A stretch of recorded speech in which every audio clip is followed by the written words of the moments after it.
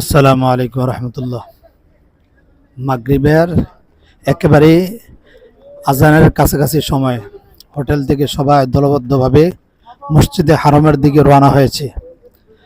আমার পাশে আছে আমাদের এলাকার একেবারে ঘনিষ্ঠ কাছেরই মানুষ জনাব মোহাম্মদ ফয়সাল হোসেন মজুমদার, যাকে এক নজর সবার সবার সাথে পরিচয় করে দেই। এদিকে তাকাও, সবার উদ্দেশ্যে একটা সালাম দাও। হ্যাঁ, এখনই জামাতের সময় বা মাগরিবের আজান হয়ে যাচ্ছে। কিছুক্ষণের মধ্যেই, অল্প কিছুক্ষণের মধ্যে আজান হবে।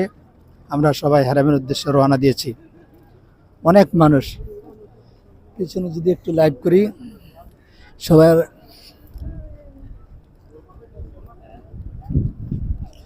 সবাই সবার উদ্দেশ্যে একটু একটা নজর দেখাইলাম। আমার সামনে পিছনে ডাইনে বামে অনেক মানুষ, পুরুষ মহিলা সবাই একই স্থানে একই ইমামের পিছনে বিশাল বড় জামাতের সাথে নামাজ আদায় করে। এই দৃশ্য আপনি সবচেয়ে বেশি দেখবেন মসজিদে হারামের ভিতরেই। এখানে নারীদেরও ভিন্ন জায়গার মধ্যে ভিন্ন নামাজ পড়ার ব্যবস্থা আছে, পুরুষদেরও ভিন্ন জায়গায় ভিন্নভাবে দাঁড়ানোর ব্যবস্থা রয়েছে। তবে আবার কিছু কিছু জায়গার মধ্যে এরা সবাই একসাথে, আবার কিছু কিছু জায়গার মধ্যে এরা সময় স্বল্পতার কারণে একই সাথে দাঁড়িয়ে যায়। এমনটা এই মসজিদে হারামের মধ্যে আপনি একটু খেয়াল করলে এই দৃশ্য আপনি দেখবেন। তো এই দৃশ্যটা সবচেয়ে বেশি মসজিদে হারামের মধ্যে থাকে।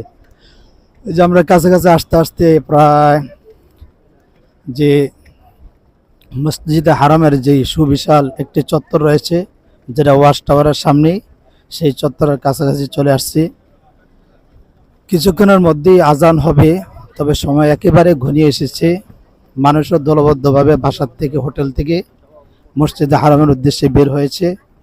আপনারা সবাই আমার সাথে থাকতে থাকেন আর দেখতে থাকেন মাগরিবের আগ মুহূর্তে মসজিদে হারামের আশেপাশের অবস্থাটা কীরকম থাকে। এক নজর একটু দেখেন, যারা হয়তো এখনও আসতে পারেন না, হয়তো কিছুটা হইলেও ধারণা নিতে পারবেন। আর যারা কখনো এসেছিলেন, হয়তো আপনি এই ভিডিও দেখার কারণে সেই স্মৃতিটা আপনার বারবার মনে আসে, এমনটাও হতে পারে। এজন্য আপনিও দেখতে পারেন। এখন আমরা মসজিদে হারামের একেবারেই কাছাকাছি চলে আসছি।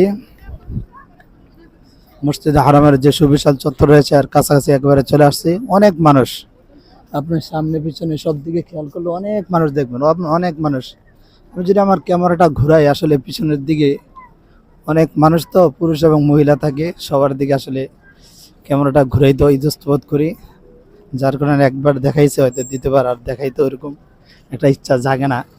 তারপর এক নজর আপনাদেরকে দেখাইছি। তবে আরেকটু সামনে যাওয়ার পর ইনশাল্লাহ আবারও সম্ভব হলে ঘুরিয়ে দেখানোর চেষ্টা করব। এ আসলে আল্লাহ সুবহানাহু ওয়া তাআলার এমন একটা হুকুম, যে একমাত্র মুসলমানদের ক্ষেত্রেই দেখা যায়। সবাই সম্মিলিতভাবে, দেশে কিংবা বিদেশে, আল্লাহ তাআলার হুকুম পালন করার জন্য যার যার স্থানে থেকে সবাই দলবদ্ধভাবে আপ্রাণ চেষ্টা করে যায়। এই দৃশ্য অন্য কোনো ধর্মাবলম্বীদের ক্ষেত্রে আপনি দেখবেন না।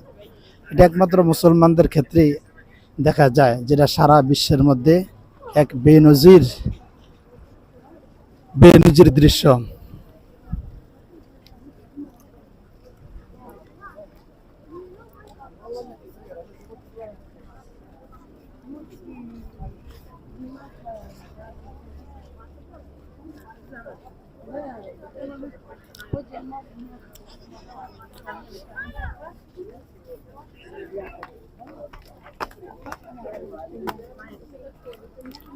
কাবার চত্বরের যে চতুর্পাশের যে লাইটিং ব্যবস্থা সবকিছু ওকে করে দিয়েছে।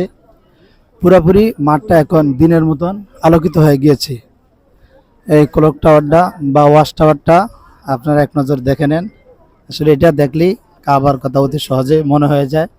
এর জন্য প্রত্যেকে প্রতিটা ভিডিওর সাথে এর কিছুটা অংশ বিশেষ রাখার চেষ্টা করে। আমিও রেখে দিলাম, আপনারা সহজে যাতে চিনতে পারেন।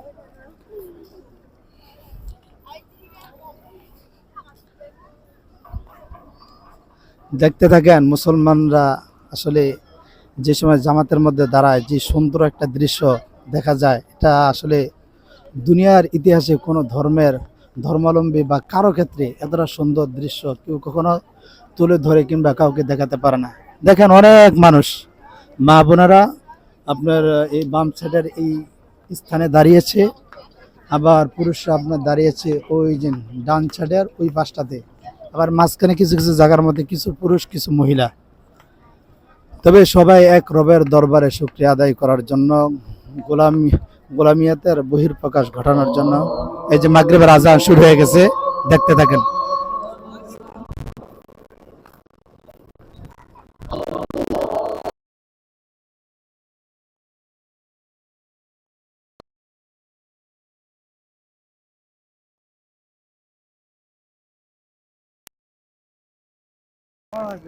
أشهد أن لا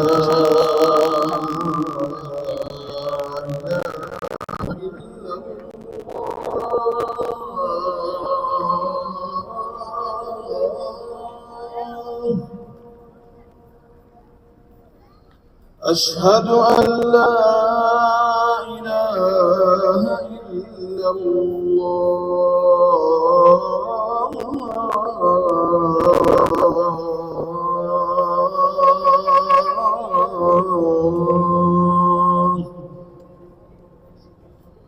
أشهد أن محمدا رسول الله.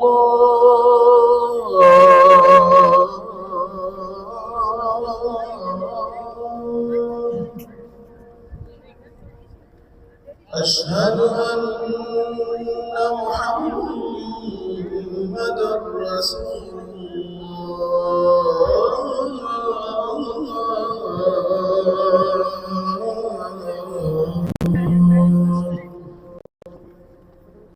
حي على الصلاة.